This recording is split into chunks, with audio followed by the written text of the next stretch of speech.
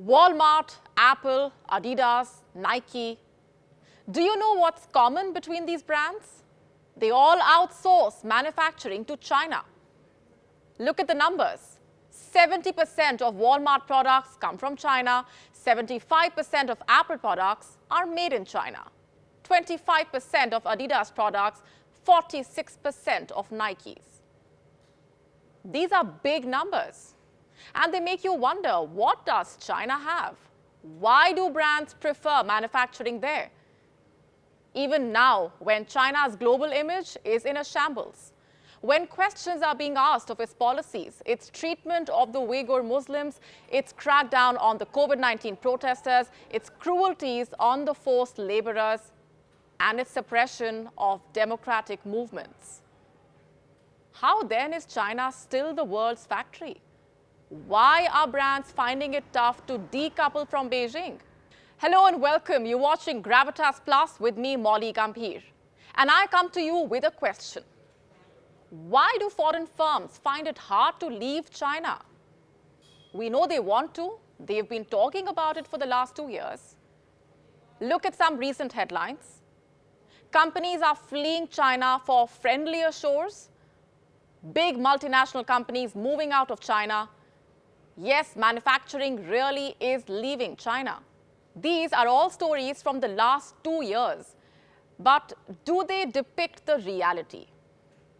Not really. You see, China still holds the cards for global supply chains. A host of businesses and companies still invest in the country.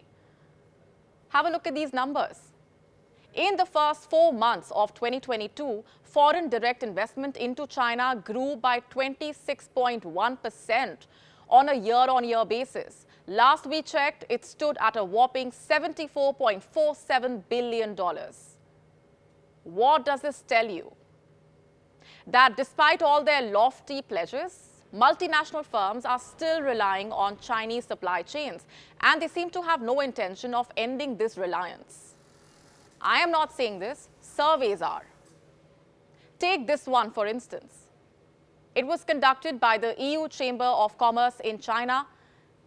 It asked 372 companies and investors if they were going to shift their investments to other markets. The results were as follows. 25% of the respondents said they were considering shifting investments, but a whopping 75% said they did not have any such plans. A survey by the American Chamber of Commerce showed similar results. It asked companies whether they had reduced their investments in China. In 2021, 29% respondents said the investments had decreased. In 2022, only 26% of the respondents had said that the investments had reduced. The same survey asked another question, whether China's COVID-19 policies will have any impact on their investment plans. In 2021, 30% said no, it wouldn't impact their scale of investments. In 2022, the figure grew to 44%, meaning 44% respondents said China's policies have not impacted their investment plans. And what does that tell you? That yes, companies want to move out of China, but they are too hesitant to let go of what China offers. Take the case of Starbucks. Earlier this year, the coffee giant suspended its economic outlook as the COVID-19 lockdown hammered its sales in China.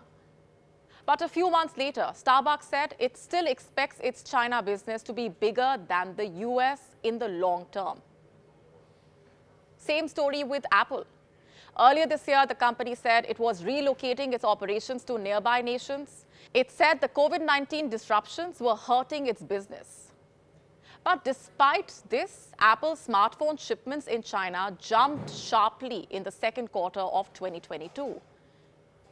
The company shipped 9.9 million iPhones in China, a 25% jump in shipments from last year. To put it simply, the talk of leaving China seems like hogwash. Not only are companies not relocating, but they are also reaping profits in China. And what explains that? A host of factors. To start with, manufacturing in China is cheap. The country is home to 1.41 billion people. if we go by the law of supply-demand, the supply of workers in China is greater than the demand. And this ensures that wages in China stay low. Multinational firms don't have to burn a hole in their pockets. Reason number 2, China delivers a huge output in less time. The reason is once again China's huge labor pool. It helps to produce in bulk and at affordable costs without missing deadlines. Chinese labor can produce a new product for you at the drop of a hat. Reason number 3, lower compliance.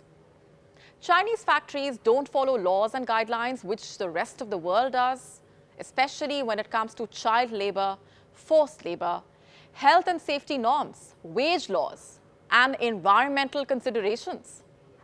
Chinese factories employ minors as labor. They have long shift hours, they don't give the workers compensation insurance, and they definitely don't care about the environment. They pollute to their heart's content.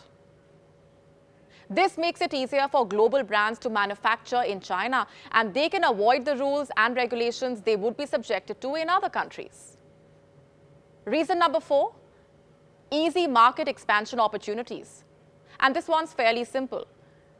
When you have products made in China, chances are you can also sell those products in the local market.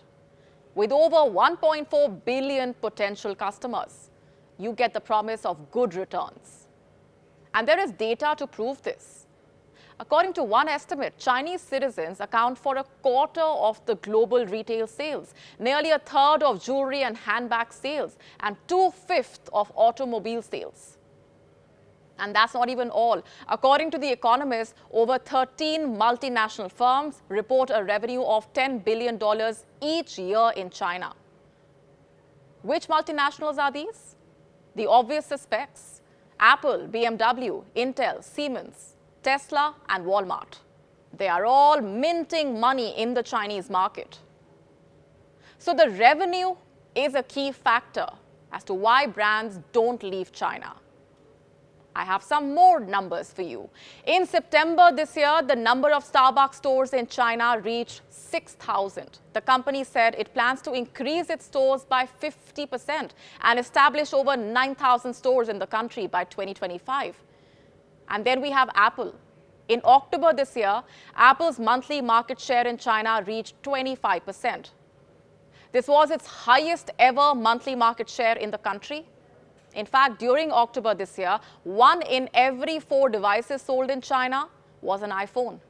The iPhone 14 Pro Max being the best-selling device. Same story with BMW. This year, the group reported strong sales in China. Its revenues grew by 1/3 from last year. They stood at $38.74 billion. And then we have the Volkswagen Group. According to a report, it saw its recovery in China accelerate with a 26% increase in deliveries. And lastly, even brands like L'Oreal are reporting profits in China. In a statement earlier this year, the L'Oreal Group said that its sales in the Chinese mainland grew 20.5% in 2022. So at the end of the day, relations between China and the West may be on shaky ground, but Western brands are still making heavy profits in China. And if we go by their own statements, their revenues will only increase in the years ahead. So the next time you come across a report which says global brands are leaving China, take that with a pinch of salt. China is still at the top of its game. It still is, for all possible reasons, the world's factory.